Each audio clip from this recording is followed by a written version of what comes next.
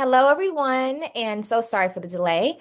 Welcome to part five of our POV Beyond the Degree series presented by We Are Made. My name is Imani Ivora, and I'm the founder of We Are Made and your host and moderator for today's conversation.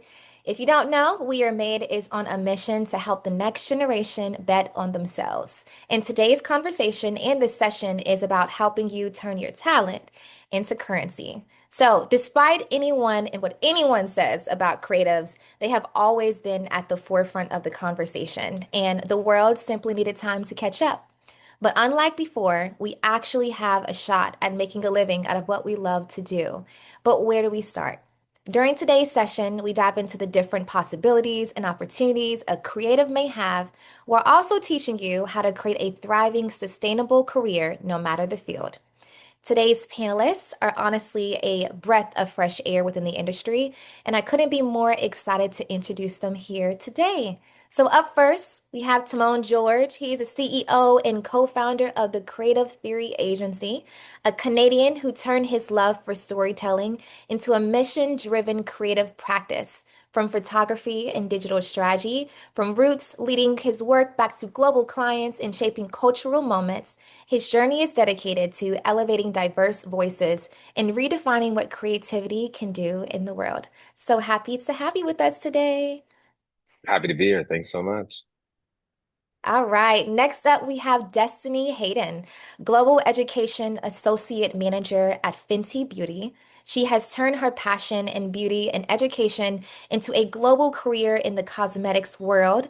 She crafts learning experiences that connect product diversity with real-world impacts that you can experience consciously and unconsciously within the beauty industry every day. So happy to have you, Destinee. I'm so excited to be here. Thanks for having me. Yeah. And last but not least, who will be joining us soon is Marina Skye. She is a Los Angeles native, Clark Atlanta grad, gotta love a HBCU, and the founder of Set by Skye. Her journey is special, from working at IKEA to discovering her obsession with set design through fashion. She has also the visionary behind several iconic creative projects, such as the Trap Museum and the Underground Atlanta, to album covers such as Finally Over It by Summer Walker. And we are so happy to also have her here on the panel.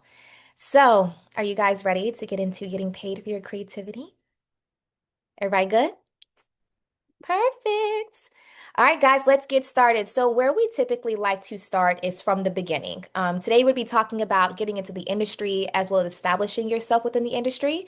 So, which leads us to ask, what were your original aspirations before you got into the careers that you're in right now? Destinee, I'll start with you.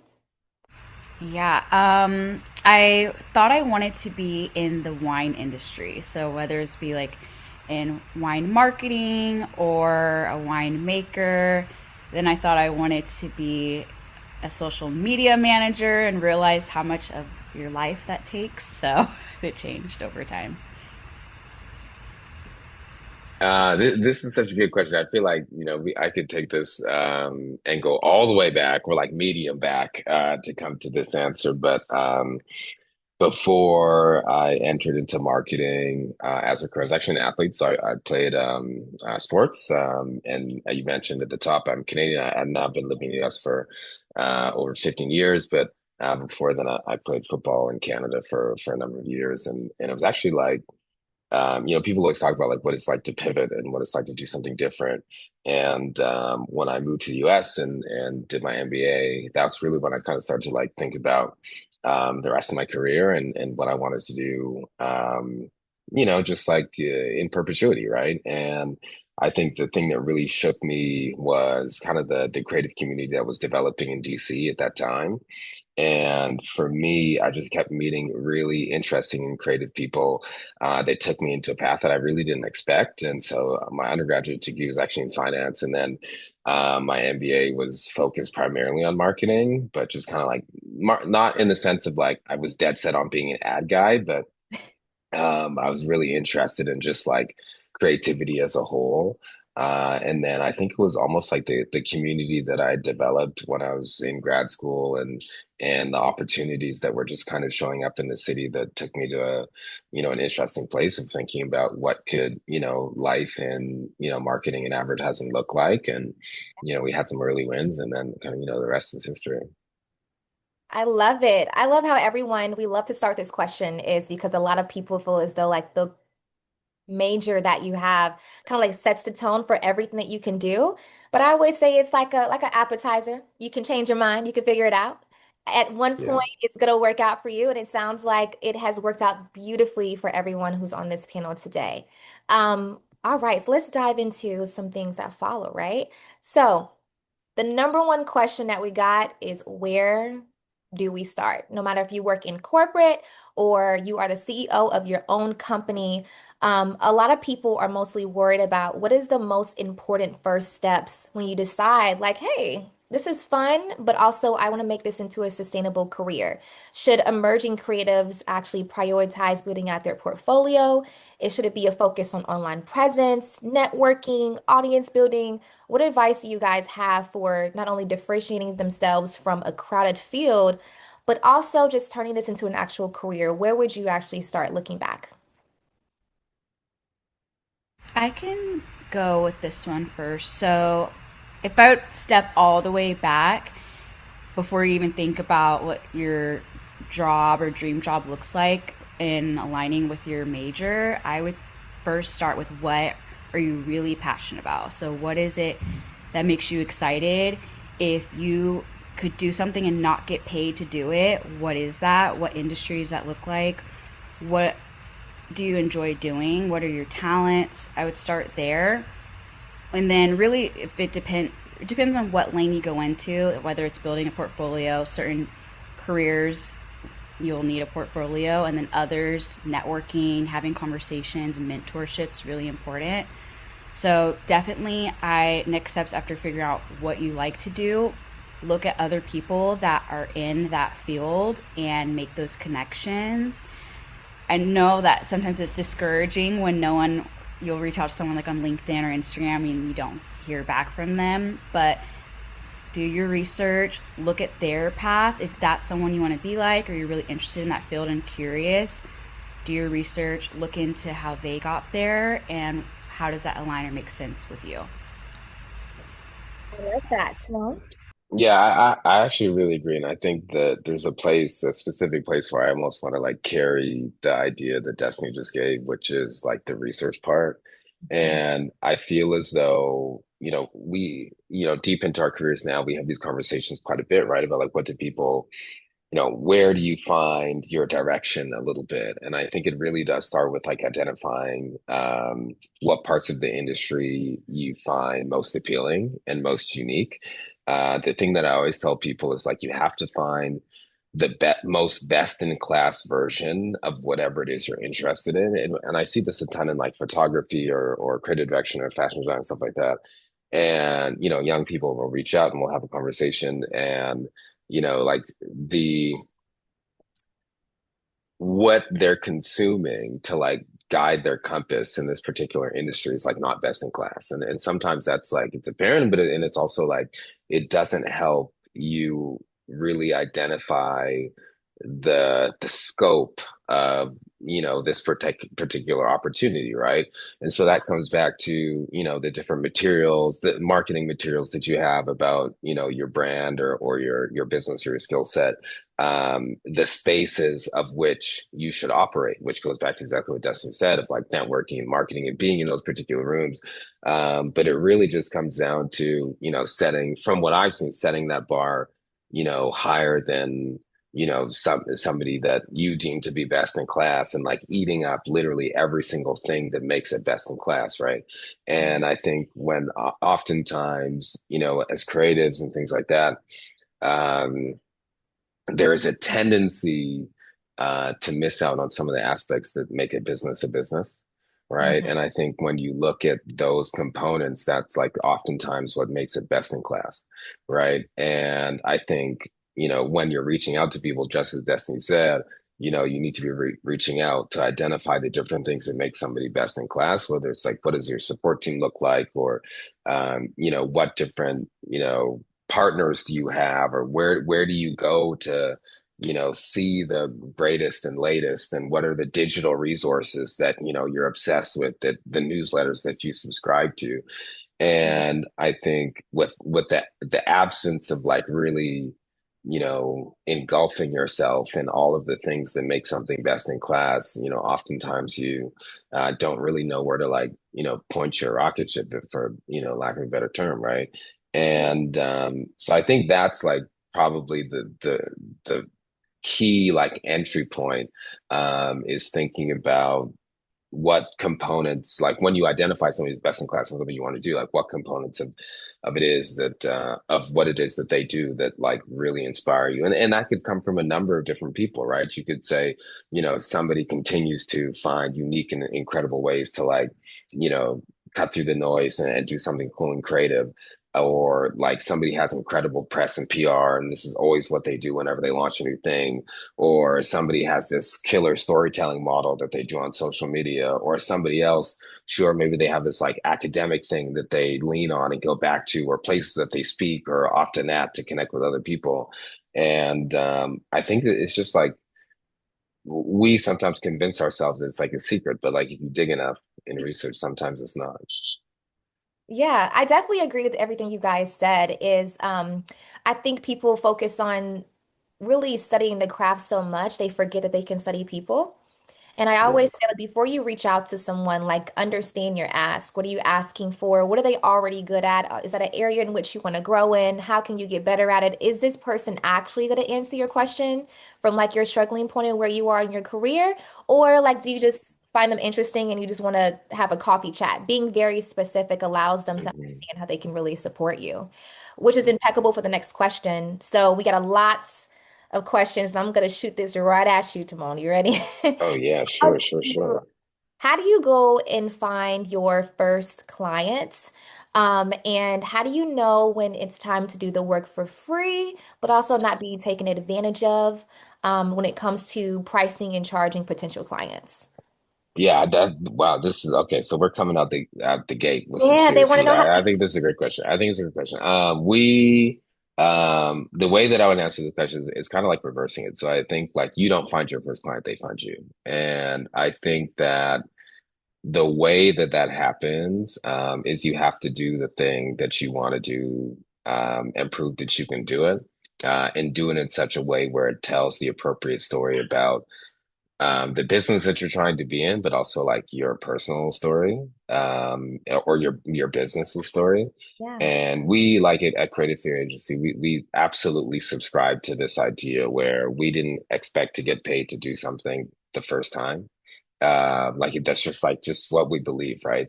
And I think even our when we first landed Google as a client back in 2016, we had just completed, we had done this like digital takeover, and we created this magazine of like all these different, really cool, interesting people in DC. And then we like paid our own money to shoot it, make it, write it, copy edit. It was just, we called in every single favor you could possibly imagine. And then somehow we had a friend who was like connected to a woman that worked at Google, and we were like, can we have the release party for this thing that we did on the rooftop, like at the Google rooftop in DC. And for whatever reason, like somebody said yes. And then, from there, we met like 4 or 6 people um, at that event that were like interested in the work that we did. And then a week later, we were in California. You know what I mean? Like that's just like how that works, right? But the point is that never would have happened if we were like, yo, we got to get somebody to pay for this thing out the gate and da da da. Like we had to prove a little bit. Um, of what we can do and the level at which we can do it. So we're really firm believers, that your first partner oftentimes finds you, and it's because of the work that you put in. So that's kind of how that's how I approached it then. It's how to approach it now. That's how I'd kind of continue to approach it. Awesome. And when it comes to that, how do you know what to charge them? Is it like on a base to base? Is it more Yeah, like sure. what Yeah. are we thinking? Because a lot of Yeah, people you're know what they want to do and the service that they offer, but they're just starting yeah. out. Do you charge $5, $2, $3? Yeah, for sure, for sure. I mean, there's an honesty that's there that like you're gonna get it wrong the first time. You're gonna get it wrong like for the first couple of years, if like I'm actually being honest. But there's a world where getting it wrong kind of sets you up a little bit. And Right. so, especially as an agency owner now, like, we compete against some of the biggest agencies in the world for different RFPs and stuff like that. And I know in our early years we were significantly underpriced, right? Like, and I mean, to some extent, we still are compared to like, your Oakleys and Havas and like the bigger holding companies and stuff like that. And but what that did do, it like got us the low hanging fruit that we would have not gotten if we were priced appropriately. Okay. And so we were able to come in basically like at a lower rate for all intents and purposes, and then like build our reputation and our portfolio that way. We did have a couple, industry partners who like would say, well, if XYZ was doing it, I know they'd charge da da da da. And we'd be like, oh shit, write that down. Right. And from there, we would just try and figure out what would work for us as a small, agile team with Right. basically no overhead, right? And try and get after it that way. But I think there's certainly a world where you could reach out to a couple different friends you have in the industry at that point in time who could probably steer you in the right direction. But if I was starting like without that at this exact moment, I have a feeling that I would absolutely chat GBT that question, and I bet you it would probably be ballparked appropriately. And then like even especially if you give the parameters of like what size company you are, or agency, or creative, etc. You could do it that way. But I also know like solo entrepreneurship is a little bit different. Because like value could be perceived just off like somebody's intellect or experience or their ability to be tapped into culture. So I think certain things, kind of skew some of those numbers, but you just kind of be a little bit fearless. You got to press send on that email and hopefully somebody replies Yeah. and shoot it from there. But yeah, I think if possible, having insider in an adjacent industry is absolutely your best bet. Yeah, I appreciate that. I think it's important that you ask and also like going back to research, just do your research. Look up other people's prices, how much they charge, where did they start? Because I think sometimes we can get this idea like I went to school, I did the work because I have a degree. This, like the world is my oyster. It's supposed to open up for me. But in reality, you have to put in the work for it. So I agree with building a portfolio, getting very familiar, building your reputation, even if that means you do work for free sometimes. Doesn't mean you do work for free forever. And especially if they're a returning client, then that should give you an antidote to the kind of work that you're creating to know, like, hey, maybe I can charge a little bit more, or maybe I can charge at all. So I'm gonna open it up to pitching. We had amazing questions about pitching. It's a question for both of you guys. How do you pitch your ideas? It can be really tough when you're pitching your ideas to clients or even your boss or your team, simply because the final say and final decision sometimes on that vision is not necessarily yours. What advice would you guys have? Destinee, we'll start with you. Yes, it's a really great question because that happens quite often. So, first, when pitching, at least in the corporate space, it's really important to one thing about your audience. So, if you're presenting a presentation or just going to bring up something very casually, one on one in a conversation, knowing who your audience is, I think everyone's listening style and how they digest information is very different. So that's a skill that's really important to have. Some people can take on a lot of details and want to know everything. And then there's people that high level, how is this important? What is it in for me? What's the end goal? So one, look at who your audience is, super key. And then definitely presenting ideas that are clear, that story tells. So start out with the why are you bringing this up, the benefits, the outcomes, or even before that, what it's going to take, who sign on does it need, is it going to be a certain level of action from other people involved, just making it and presenting it super clear. And then boom, at the end, this is what it is. And that's like the pitch. And then also, right time, right place. So, you know, being aware what's happening, what's in your environment, your boss, whatever, and never giving up on pitching yourself or ideas is really important. Like, no matter what role you're in, especially earlier on in your career, it may feel like you don't have a voice or no one cares or no one's going to listen. And it's really the opposite. People love hearing fresh ideas, seeing different perspectives, especially if you're new into the company and you've been doing your research before you got there.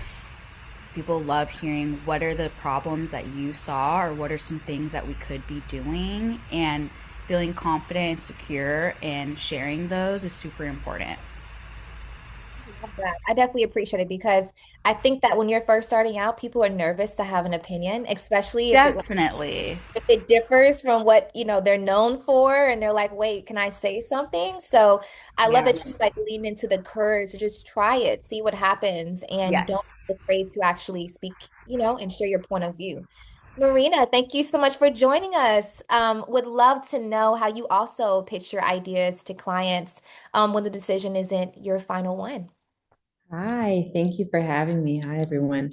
So I think my approach is working in the creative industry specifically. I think the approach is a little bit different because in my experience, I just pitch literally everything and just kind of see what sticks.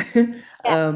And I think that it's super important to be able to understand that you have to have thick skin when you're pitching yourself because your ideas, one, are not going to be for everyone. And they might not even understand. Your ideas might also be ahead of the curve, and you have to be okay with that too. So I think the most important thing is to really understand that, like, if you get rejected, it's okay. I think the key in my experience, and I have conversations with other creatives about this all the time. The key in that is making sure that you just continuously pitch because the more you pitch yourself, the more ideas you throw out there. It feels as though inadvertently the idea of being like shut down minimizes itself drastically. So the more you pitch, the more you are no longer concerned with what the effect is. It's really just like, eventually the law of averages, eventually something is going to stick, and just understanding that. Oh, I love it. Timon, what do you got? I mean, these are both incredible answers, and I think they're both 100% right. I think as an agency, we think about it in a phased approach, right? And I think we typically wouldn't just like, you know, send an email and try and schedule a meeting for somebody to try and show them a net new idea. I don't think we typically don't do that. But what we do, we try to like soft lob an idea, with a connection, and then try to like, okay, let's put the deck together. Like once we've had, because you could, in a 5 minute conversation, you can get enough information to know like, all right, well, we need to curve this idea to the left a little bit, and then it might stick just a little bit more. You know what I mean? And we actually sometimes even think about pitching in the concept of like keeping a conversation going, right? And so we've had a couple different moments where we've been like courting a new partner, and something like really unique might happen to their brand or in a sporting moment or something. We might put together like a 4 page deck and be like, oh my God, like our team just had this really crazy idea. I know we're not working together yet, but like, here's what we would have done after the thing that happened yesterday, and da da da da, and just like ship it over, right? And that is, yes, like to everybody's point, pitching yourself, but sometimes it's literally just like keeping the conversation going and the excitement going as well. And I think we've gotten pretty good at like massaging these things to the point where we feel comfortable sharing over the thing for people to look at. And I think that like the last point that I made too on this, um, people don't believe it until they can see it. And I feel like, the deck's got to be on point, the visuals got to be on point. If somebody can't like see the thing that you're trying, like don't describe it to me, send me 6 pictures, I should be able to get it, you know what I'm saying? And I think being able to do that is often what makes people like respond quickly and say, oh yeah, this is the thing, let's have a conversation about that. And then from there, you just got to figure it out. But yeah, it's definitely like you have to know where you are in the journey, right? And if you're able to do that, you can more accurately determine what it is you should share, preparedness for that idea, and all those other things like, who's the decision maker, who is likely to shovel this thing up the ladder or not, etc. Or does it fall into the right, cycle for a particular brand, or, are you hanging this thing on the Grammys or the Oscars or another moment or da da da, would you have enough time to, make this thing happen? So I think there's a lot of things like there are very few things that are like evergreen ideas, right? Like a lot of things have to happen in a specific time window. And so if can kind of sense those things, then, you're giving yourself the best chance to be successful. But also just like sharing cool ideas, like also proves how good you are at your thing. So like there's no wrong time as well. I definitely agree with everything that was said because I think pitching can be scary, guys. It can be the amount of times I've pitched someone and I'm like, do they hate it? It's kind of like you can't even tell, but I think like pictures and decks and descriptions and like really you have to be almost obsessed with your vision to sell it. When you become obsessed with it, you'll speak a certain way, you will send decks in a certain way, you design, and you have to basically allow them to see the image of whatever vision that you're trying to create. And also remember, creatives, people are rejecting the ideas. They're not rejecting you. In the beginning, it can be very scary to put yourself out there because you don't get the response. And you were obsessed with the idea. It doesn't mean that it's a bad idea. Kind of back to what Marina said. It doesn't mean it's bad forever. You just may be a little bit above and before your curve. But bring it back. I've had so many ideas that I've brought back, and I'm like, wow, you showing out in 2026.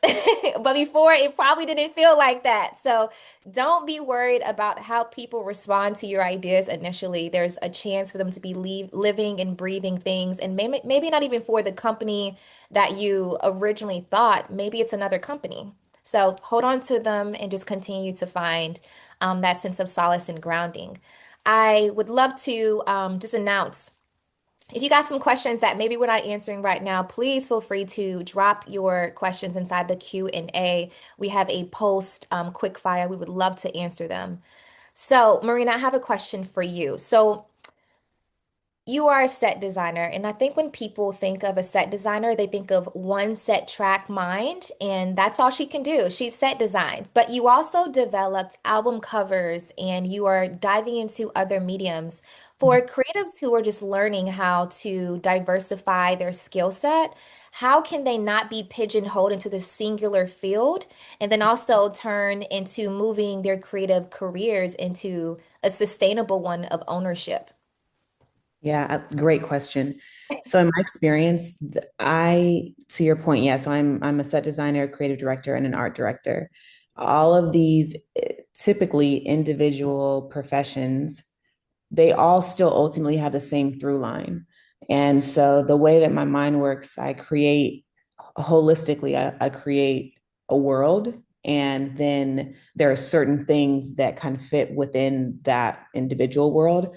So I think when we're talking about making sure that we are allowing ourselves to give space to multiple kind of sub creative outlets, um, it really starts one with the internal confidence. Like you have to your point, you have to understand wholeheartedly without a shadow of a doubt that this is what you're supposed to be doing. If this is it, like you have to make sure that you eat, breathe, sleep this energy, and that's going to exude. People are going to understand the confidence before you even open your mouth.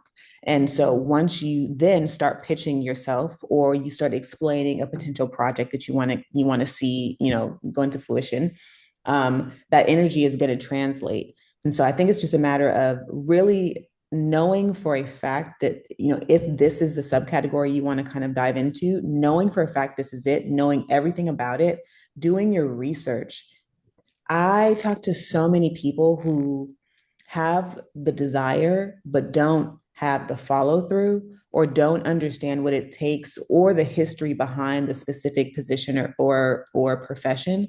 And that's where you're going to fail, because you have to understand what it is that you're doing, because people are going to they're going to chop you off immediately. So if you don't already understand, what the potential no's are going to be before they even get to you, you're already doing yourself a disservice.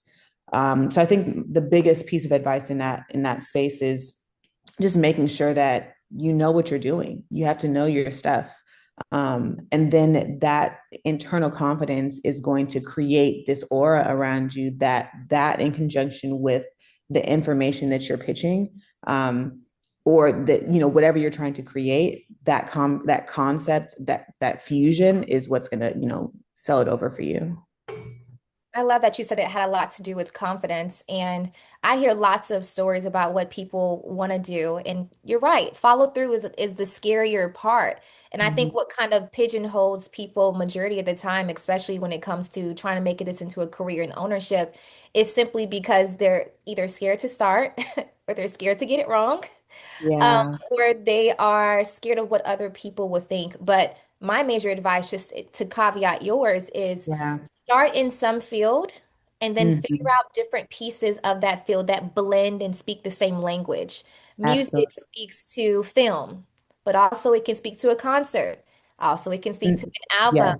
You When can I'm do, saying like the through line, yeah, that's exactly what I'm referring to. Yeah.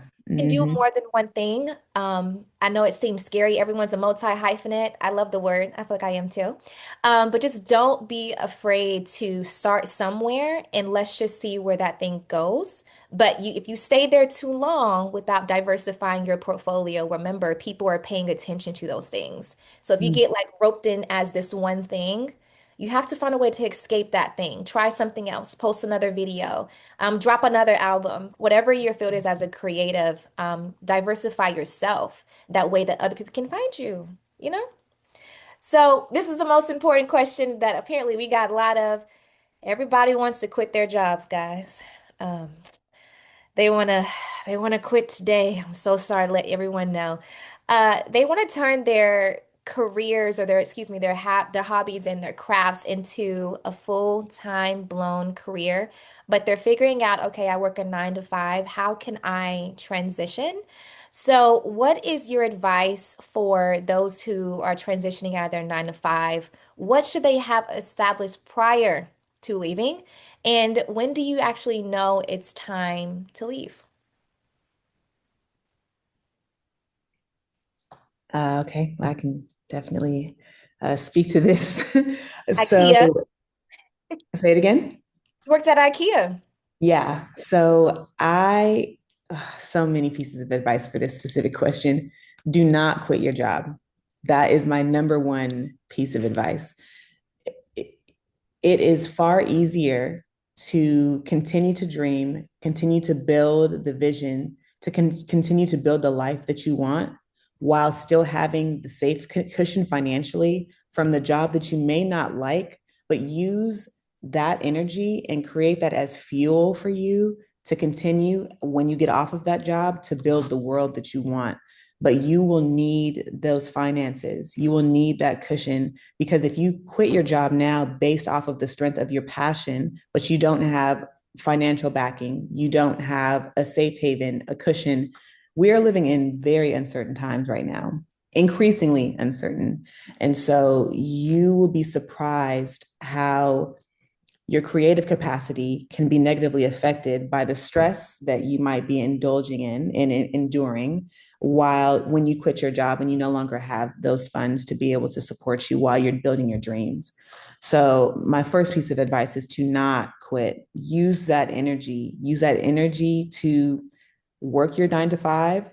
At 5:15, start working on your dreams. Work on your dreams until you fall asleep. Like, it's going to take you essentially having two different jobs, one that pays you and one that's building your life after you're getting paid to create the world that you want.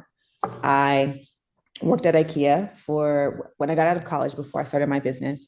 I worked at IKEA for 2 years, and it was a job that I'm very thankful for. It wasn't a job that I knew I was going to stay at permanently, but it allowed me to build the cushion that I needed in order to get out on my own. And so after the 2 year mark, the reason I decided to leave when I did is because I knew for a fact at that moment there was no growth for me in that specific role.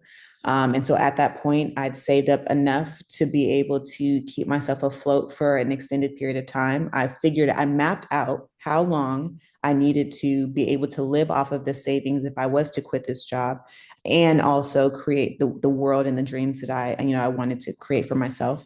Um, and so everything was very methodical. I literally saved for 2 years, every penny I did and could, while also building my business on the side and creating side jobs that would turn into the real job at the end. And so when I decided to leave that position, I felt strong in where I was financially. And still with that, I still for a year lived off of my savings. I did not have any work coming in financially while I was building this world for myself. Um, and that was difficult. And I think in retrospect, if I had the opportunity to do it again, I probably would have stayed at IKEA a little bit longer, to give myself even more of a cushion, even though I didn't want to stay there. Um, so yeah, I think I would just highly recommend stay in the job. I know it's probably not what you want to do, but just remind yourself that it's just temporary. And that area of my life was where like I learned so much about myself, my will, the resiliency, all of the doors that were closed, figuring out how to open a window, all of that, like the grit was happening. I was building that part of my personality that then made me into the beast I am in my business during that time frame. But that's an important step not to skip, truly. Ooh, she said, "Don't quit, guys. They ain't gonna like you." Timon, what you got? I feel I don't have anything different from what Marina shared. And I feel like I'm almost further down the line than she is, which is like, unless the bread is rolling in from the thing, you know what I'm saying? Like, don't think you're gonna quit and it's gonna roll in tomorrow. You know what I Yeah. mean? So to me, it's like, unless you're the time to make that change is, when you're taking so many sick days, at work, cranking out, other work that's paying real money is when you're like, okay, now it's time for me to get up out of here in a sense.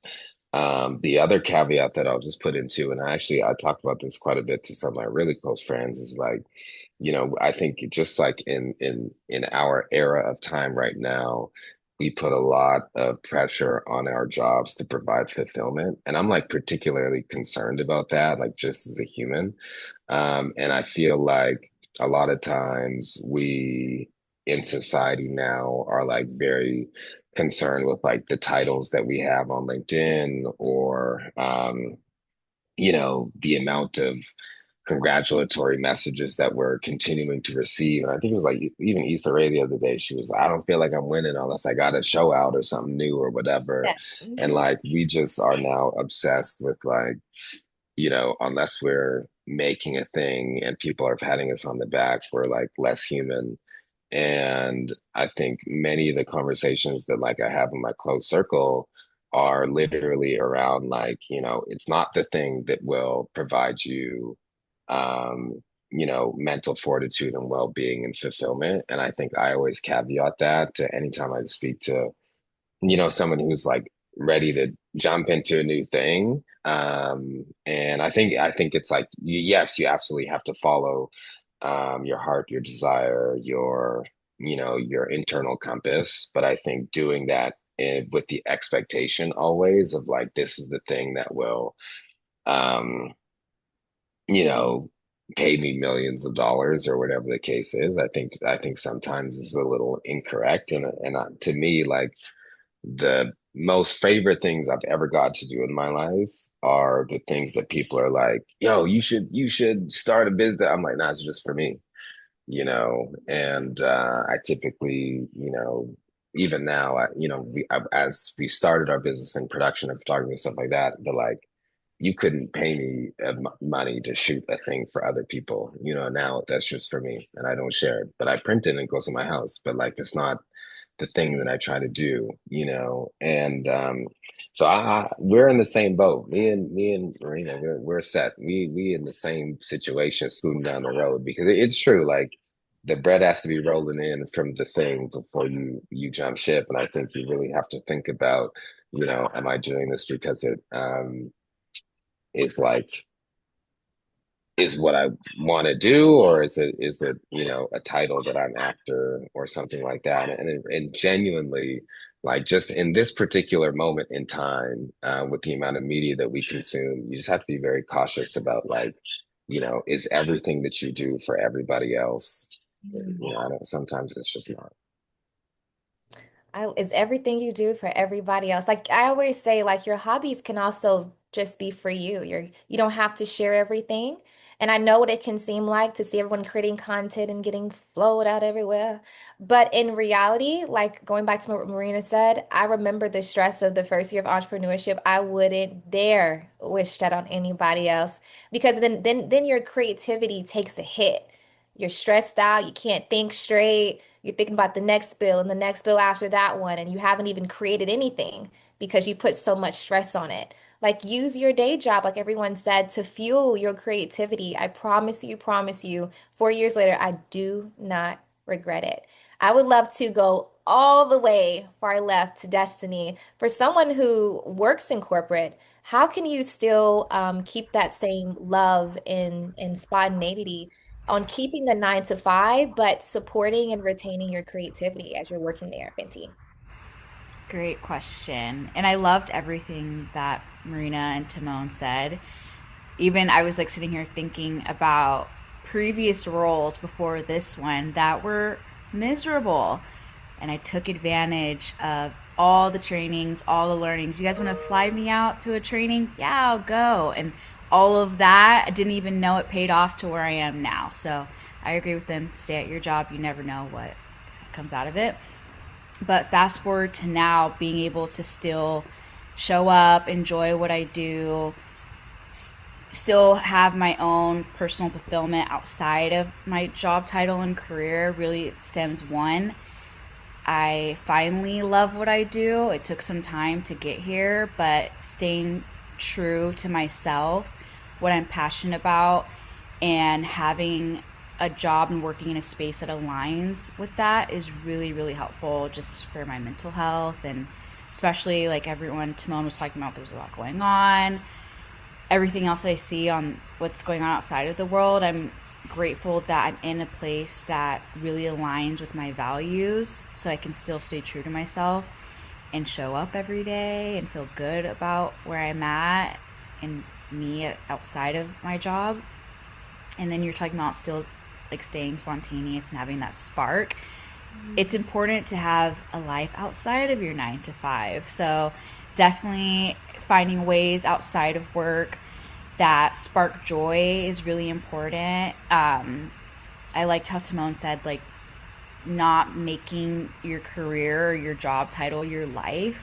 Like, yes, I love what I do, but I'm still me outside of this office, and there's things that I'm passionate about and I love to do. And so it's really important to still prioritize that. So prioritizing other hobbies and little joys outside of work still makes me to be the best me when I show up here. Beautiful. But don't quit. Don't Here, quit, you guys. don't Don't quit. quit.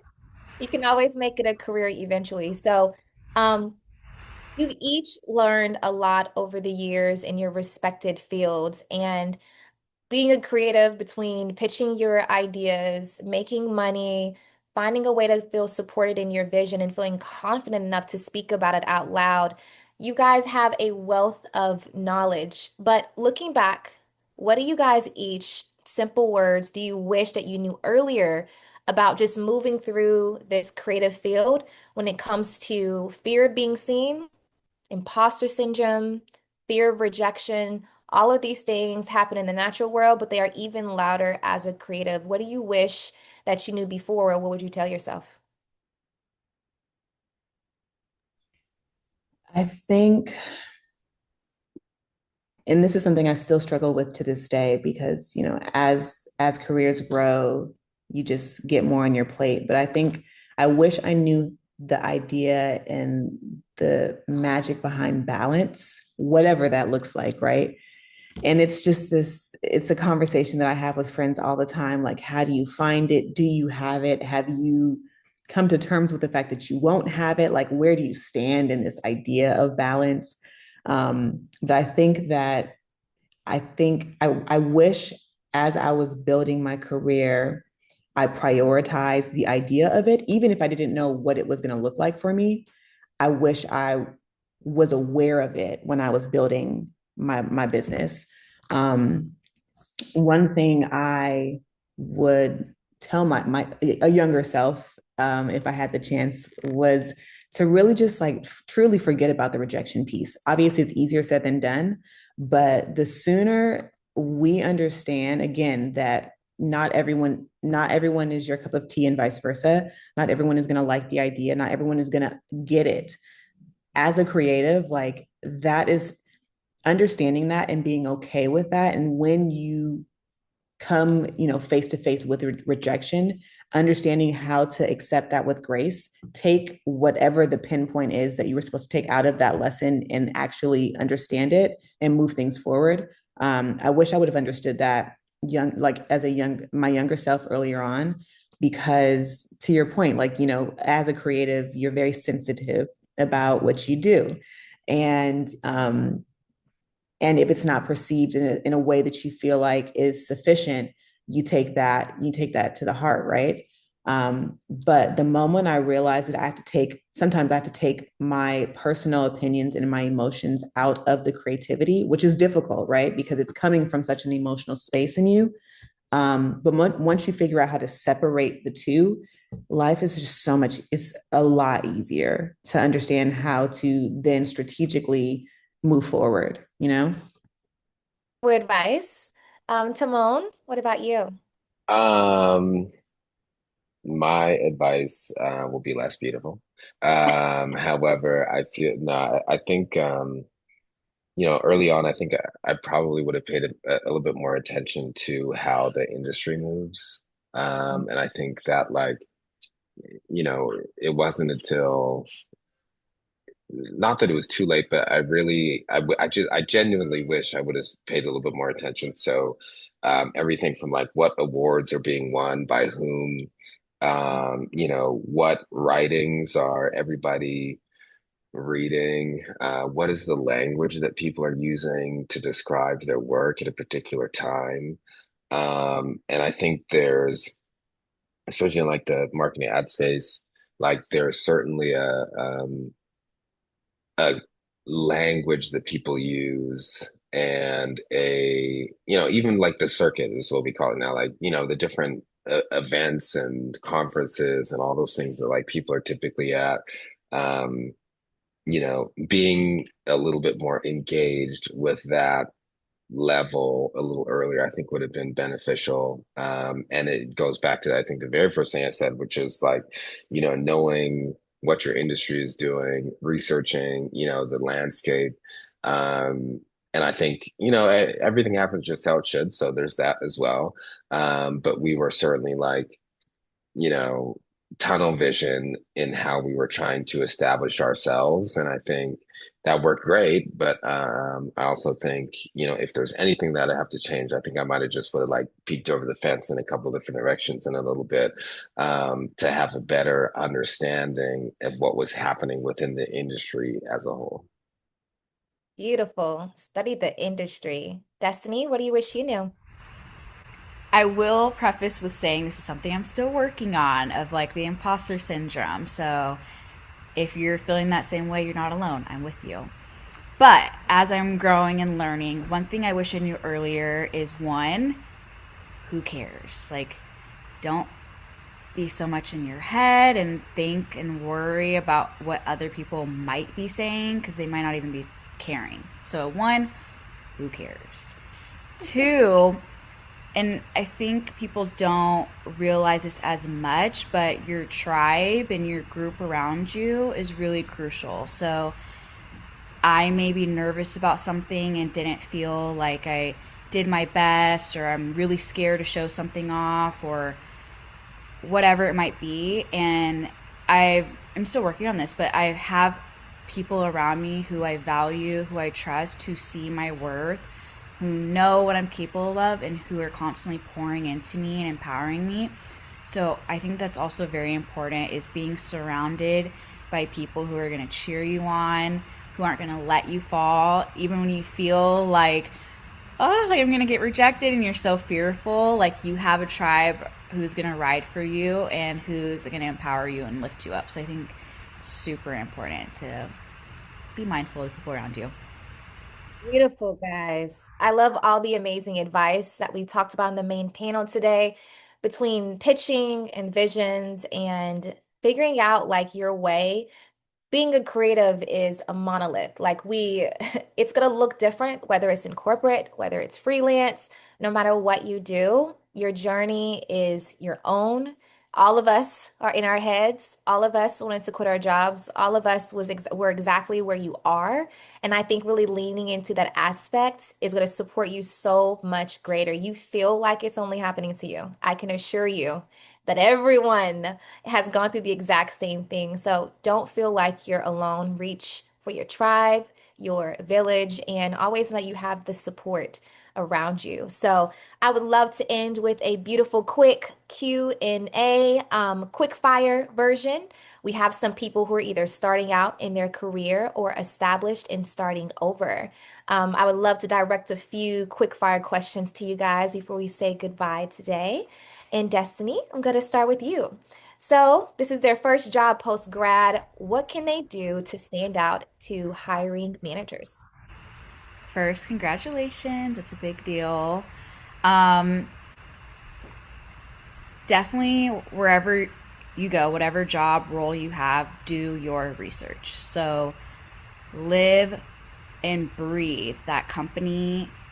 Know, try to do your research on who works there, who are the best people to connect with, network beforehand, network while you're in the role. I think that's something also that people don't talk about, at least when you're working in the corporate space, that people are worried about, like, all these connections externally and amazing partnerships, which are great, but it's really important to also make those connections in the office, because you never know who might know who and sees your work and might give the approval. It's a lot of that going on in this space. But also learn. So beyond just your 9 to 5, being in your role and what you're here sitting at your office doing, outside of that, what is it that you're consuming online? And we're like on our phones so much.